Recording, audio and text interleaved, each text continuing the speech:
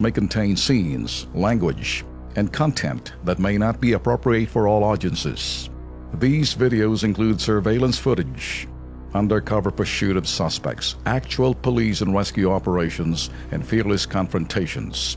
If you do not approve of the content, please do not watch our videos. If you wish to continue, we strongly advise that you proceed with caution. Viewers' discretion is advised.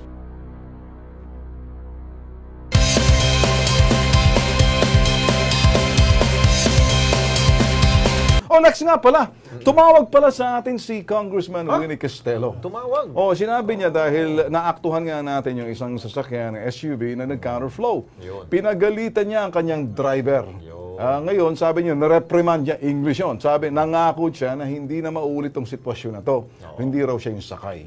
Pero para sa akin, next, yung kanyang pagtawag sa ating pakumbaba, hindi maganong kadali na parang umamin. Kaya naman binibigyan din namin ng parang ito naman chance na kanyang pagpapaliwanag. Siya na mismo nagsabi, Ben, baka pwede mapaliwanag na lang sa ere. Okay. Yung driver nyo, pagsabihan nyo, huwag nang ulitin ho yan, ha? Okay.